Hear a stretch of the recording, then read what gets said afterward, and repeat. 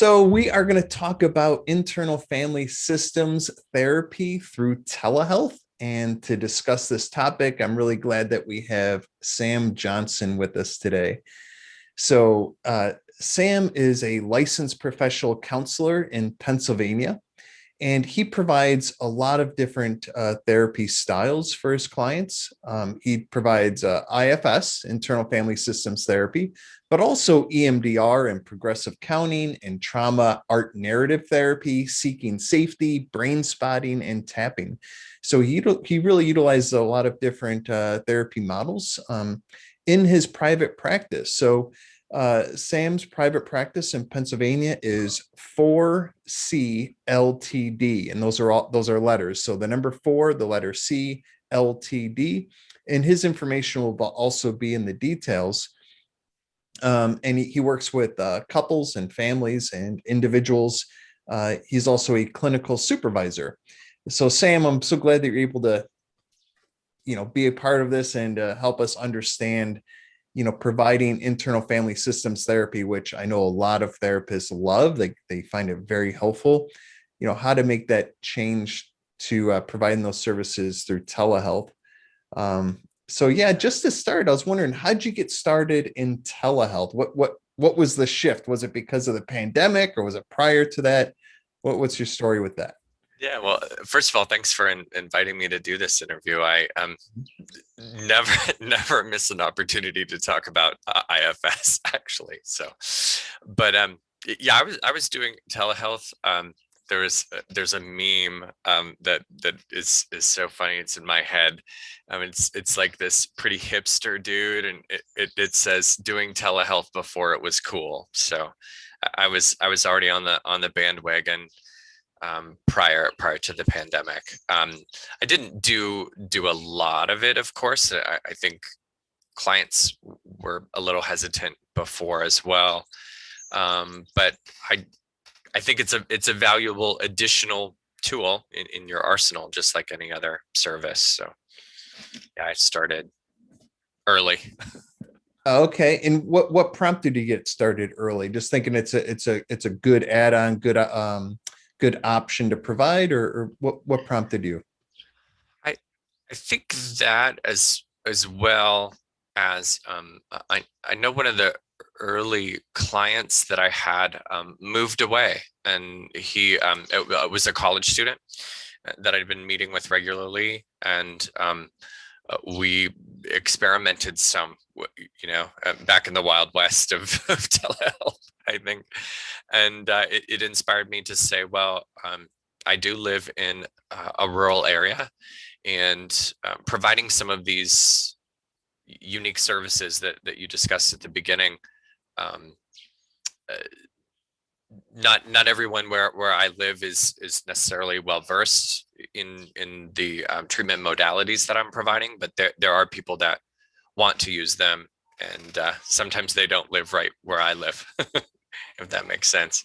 Makes perfect sense. Yeah. Yeah, trying to find a specialist, someone that uses a certain therapy technique and Right. can't find one in your area. Like I know a lot of times physicians, other healthcare practitioners will recommend to a patient, hey, you ought to receive this Right. kind of therapy because they heard that it's beneficial according to what the patient's struggling with. But then finding a clinician that has availability and specializes in that, definitely, yeah, it could be I've also difficult. worked with clients in the IFS community that want to get away from their own small pocket.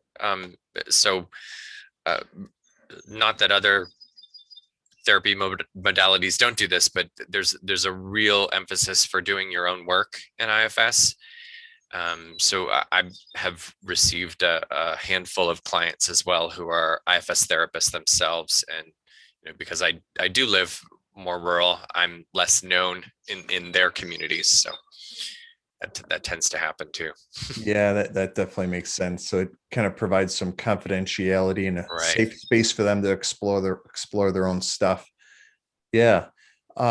Excellent. So, a lot of our listeners might not be aware of what internal family systems therapy is. So if you could just describe that in a nutshell. Yeah, yeah.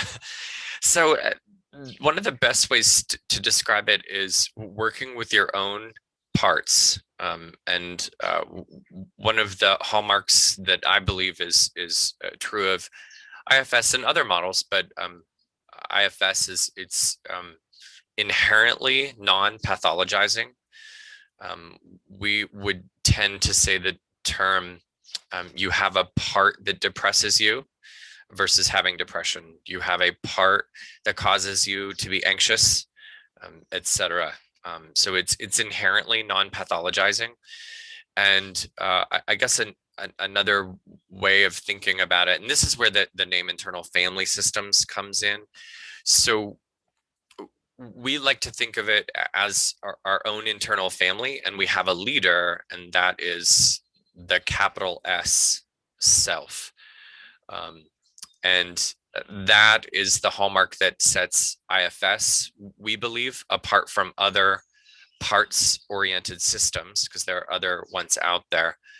There are integrative models, and there are, some people have heard of, uh, oh God, like parts therapy just in general, or they might have heard of ego state, which is related, but the hallmark for us is this working with our internal family, and that there is a leader, and that leader is the self. It's inherently also spiritual. It's because the self is other than the system, and that would come from a spiritual place.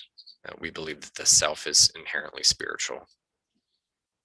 Yeah, and in terms of how they describe the self, it's pretty open, broad, right? It allows space for people that come from a lot of different faith-based religions, spiritualities, etc. Is that Oh right? yeah, for sure. I mean, Richard Schwartz himself has worked at ashrams and has gone to Kripalu and has also taught this at a fairly conservative Christian seminary.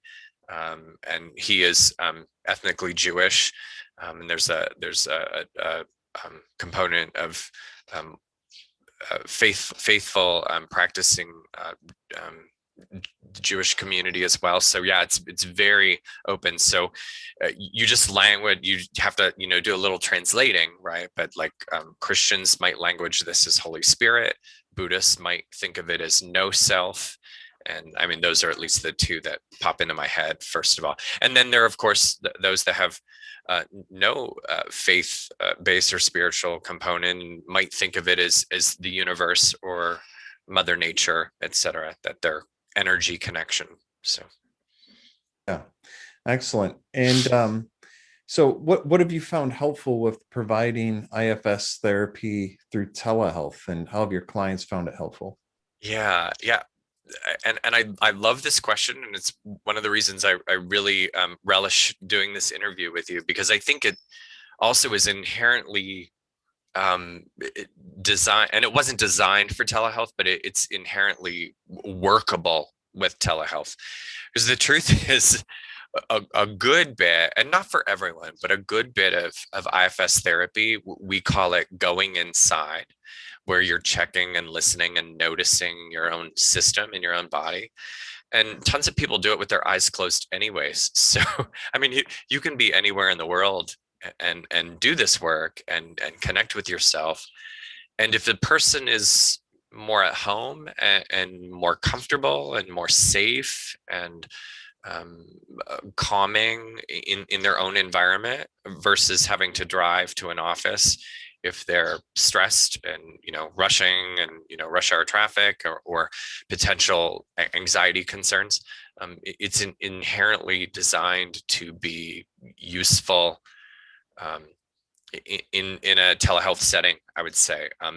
Back in the day, and I'm sure that there are still IFS practitioners who do this. I of course use video, but who would do IFS therapy by phone, and it's very effective because again, it's the work is really internal, and it's about being present with another person as a guide. Like we see ourselves like, I like this language, and I'm certainly not trying to inherit or take on some role that I don't have, but visually sometimes I see myself as like a Sherpa.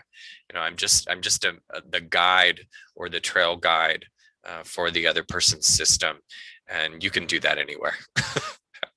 Yeah, that makes sense. I mean, when you're doing that introspection, um, I would find it helpful to do it in the environments that the person's struggling with too.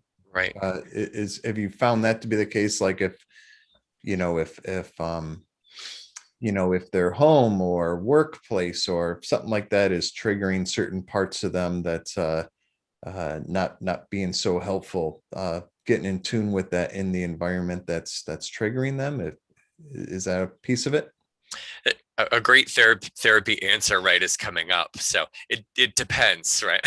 Because for some people, if they have enough, we would call it internal space or safety, and you use that word. I agree. Like if that can be found, but some places for a person could be so triggering or so distressing that getting out of that environment might be better, right? But ultimately, in time, that would be valuable and beneficial. But if I could, a quick anecdote here, I think might be useful. I was meeting with a client pre-pandemic, face to face, and there were concerns, environmental factors, and I'm trying to be very, very general and vague.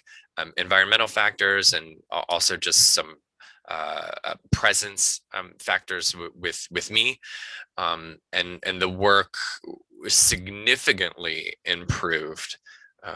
This client got much more relief from working at home, and we were able to take the work farther, like take steps, that there are different steps in IFS that this client just wasn't really able to have access to face to face.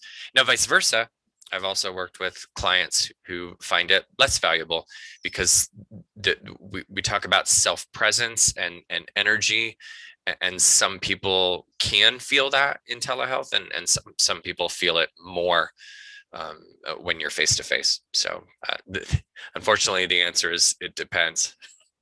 Yeah, it's a great point that definitely varies person to person. Some people are able to be more introspective virtually versus when they're in the same room as someone. And yeah, it definitely varies. So I'm glad that you brought that up. Um, have you had to adapt the IFS therapy in any way by using it, with telehealth rather than on site? Yeah, this is the lovely answer is no. No, it's not adapted in any way other than the hardware. I'm wearing a headset right now because I want my clients to be able to hear me. But other than hardware, no, it's completely the same in the office. Now, comparatively, I also do EMDR therapy, and that has to be adapted than when I'm in the room, because the client themselves is running a lot of their bilateral stimulation. But no, it's not, which is awesome for me, right? As a clinician, I get to be inherently an IFS therapist at my home office or when I'm meeting with clients. Yeah. What about working with couples and families? Do you do that with IFS? I do. I actually just finished, as in yesterday, just Oh, finished okay. All right. learning the internal family systems model for couples therapy. And so I'm thinking I can't say that I've worked online with a couple yet. I was trying to go through my brain if I've done that with IFS. I mean, I've worked with couples online, but I don't think I've used that model yet. But yeah, if the question is, you didn't really ask it, but if the question is, would that have to be adapted? And again, no, it wouldn't. It's a model that is perfectly suited for telehealth therapy. Yeah. Excellent. Um, is there any is there any other, say, technology that you would use for IFS, like an IFS app, worksheets, things that they would fill Yeah. out online, things that they would track, those kind of things? I do not use them. There are apps. There are apps. There's one called, I think it's called Centaur. And then actually a friend of mine is developing one right now. So that's a shout out to Sasha and his team. Um, and a lot of the apps are for tracking your own system and tracking your parts. And there's a brilliant book. I'll put in a plug for my dear friend Michelle Glass as well, and her book is called Daily Parts Meditation Practice.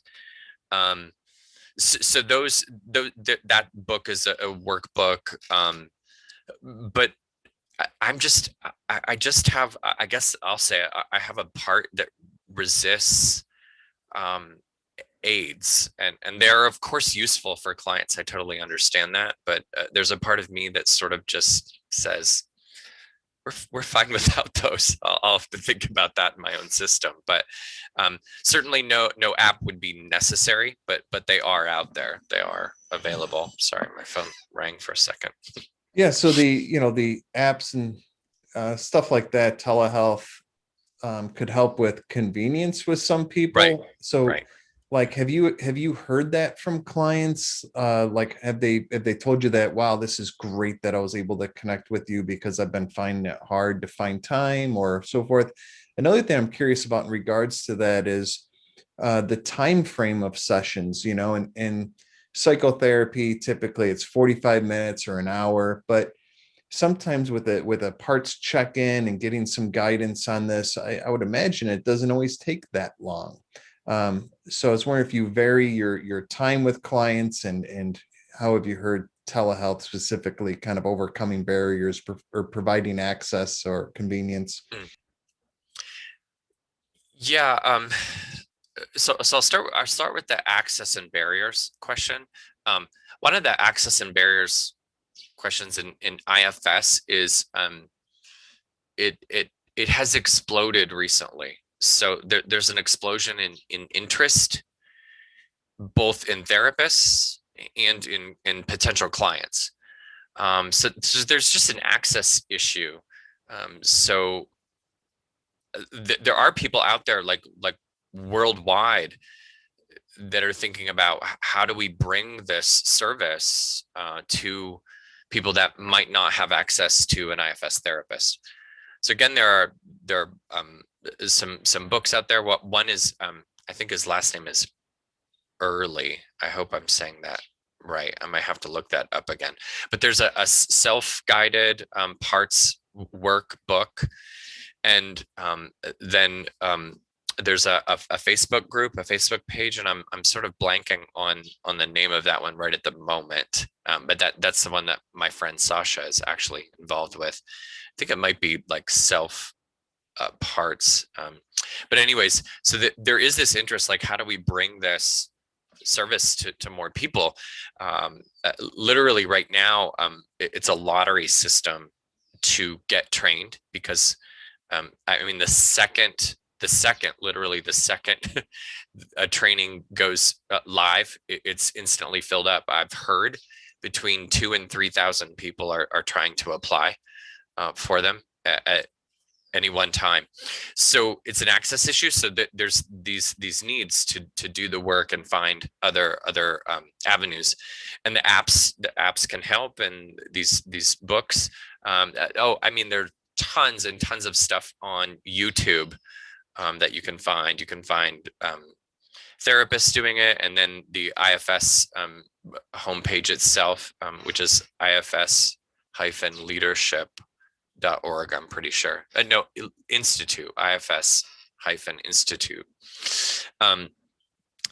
And I mean, I see there's a need, right? And then there's this, like sometimes my parts get overwhelmed and say I'm only one person, and there are people that want this approach. So I know there are modifications. People are looking into how do we offer it in group therapy. I personally have never done groups. It's not my thing. But those are some of the modifications. And then the second question, I'm afraid I've rambled so much on that one, I've forgotten. So, Um, yeah, so like a hearing from, clients on how doing it through telehealth has been helpful. And then the time frame of the sessions, do you ever have them shorter, right. half hour, 20 minutes, Right. really quick check-ins? I don't. And I mean, I tend to do the pretty standard 45-minute to an hour sessions. Um, I, and I guess like instinctually, what's coming up for me right now in terms of an answer for that is you need a little bit of time to, we call it unblend. So that's like sort of noticing the difference between this other self and our parts, and that needs time to separate, and to find that. So I mean, if anything, sessions could benefit from being longer. I suppose you could do quick check-ins with parts, but you wouldn't be able to do the deep unburdening with shorter things. And how it's been helpful for clients. I mean, the one that just pops into my head is that anecdote that I already provided with telehealth. But I mean, it gives more people access to the service through telehealth, because like I live in the middle of nowhere, and let's just say you've heard about this great IFS service, but there isn't an IFS therapist around you, which is not uncommon. um, I don't know where everyone right now is learning about it. I know that Richard Schwartz and others are doing a lot of podcasting and connecting, and it's becoming sort of pop interesting. So it's even at well, and there's work being done psychedelic wise, and don't come to me. That's not my thing. It's just, and I think it's great. I think it's great it's being done, but that's not an area I want to get into. I have enough. I have my hands in enough pockets right now, but that's another exploding field in IFS, is the use of psychedelic therapy to aid in finding our parts. Yeah. And so, on a final note, any recommendations for IFS therapists that want to, improve or make the transition to using telehealth, either improve their telehealth services with IFS or make that shift? Yeah. So this is going to be pretty IFS-y, languagey sounding, but like, so check in with your own parts that are anxious or nervous about it, be with them and work with them. And then, I mean, really, Ray, and this isn't going to be astounding, or we're not going to get any fireworks out of this, but I'm going to give a plug for your certification too, but get certified, or learn and get trained in doing it, because I think that will invite parts to step back. I did the same. I got trained in telehealth, and telehealth may feel just like therapy, but there are useful useful skills and practices that you can benefit from if you're trained. So I would say it would really be general training um, that would then soften and ease the therapist system to be more connected and more present in this space with their client online.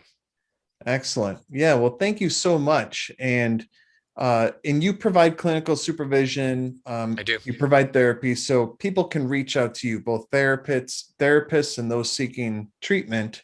Right. Uh, so you can find Sam Johnson at the letter C, LTD, and again, his information will be in the details. So thanks a lot, Sam. Really appreciate it. You're welcome. Thanks for inviting me. I really appreciated this.